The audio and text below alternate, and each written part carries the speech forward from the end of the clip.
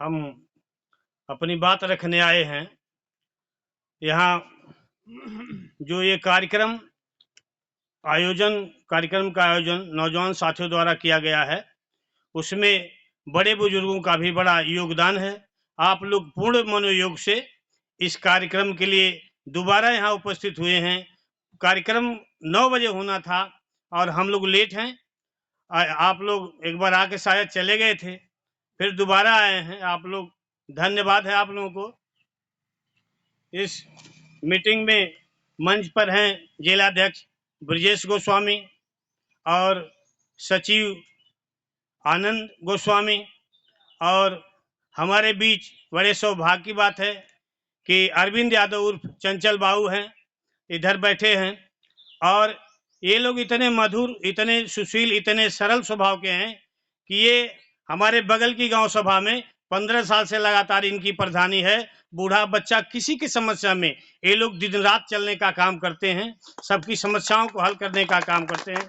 ऐसे साथी हमारे बीच उपस्थित हैं और आप लोग श्री देवेंद्र गिरी जी यहाँ बैठे हैं, दीनदयाल गिरी जी, दीपंक गिरी जी, दुर्गेश, अनूप, अनुज, दीपचंद जी हैं। आप लोगों की गरिमामयी उपस्थिति में यह कार्यक्रम चल रहा है। यहाँ भाई जौनपुर से एक हमारे पत्रकार साथी मीडिया के प्रभारी आए हुए हैं, उनका भी यहाँ स्वागत है।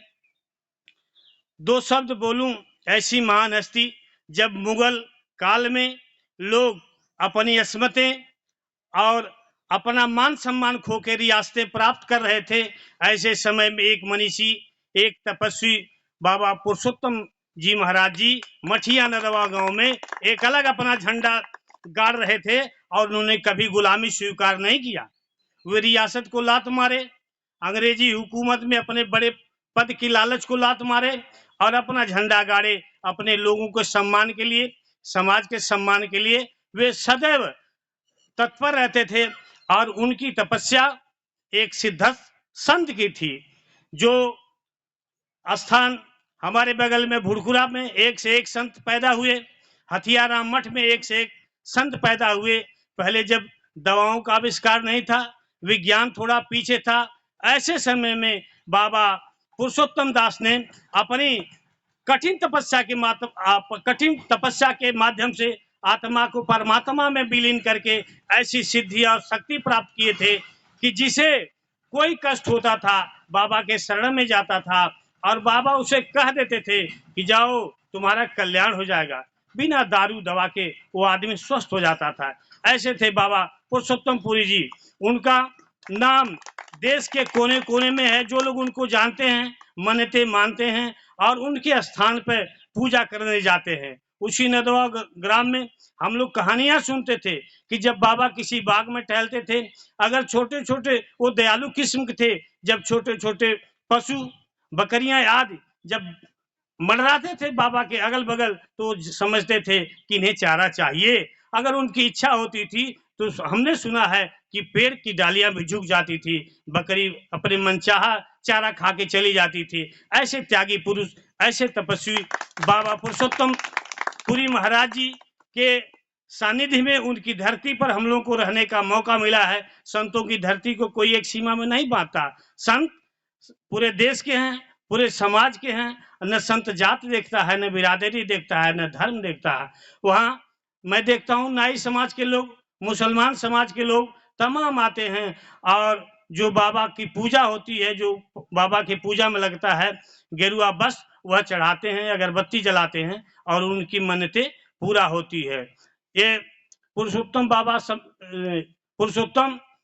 सहयोग समिति का जब निर्माण हुआ तो हमारे कुछ साथियों के मन में समाज के प्रति कल्याणकारी भावनाएं उपजी और इन लोगों ने एक सहयोग समिति का निर्माण किया।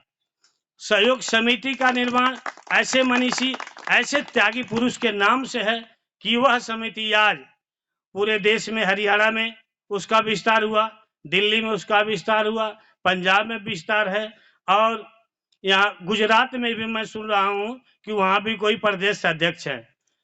इसकी जो अच्छाइयां हैं, जो इसके गुण हैं, मैं बाबा पुरुषोत्तम दास के जो उनके तपस्या की बात कहाँ तक करूं कि जिसके गुण गाते हुए वेद हुए मौन, उसका कीर्तन जगत में कर सकता है कौन।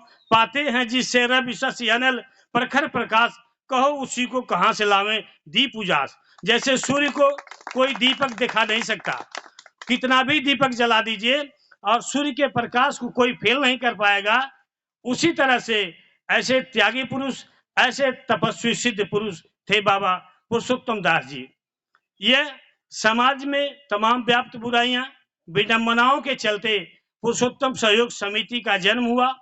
लोगों ने राय किया कि नहीं, एक सहयोग समिति बननी चाहिए। किसी माँ की बेटी, किसी निर्धन की बेटी बिन ब्याही नहीं रहेगी।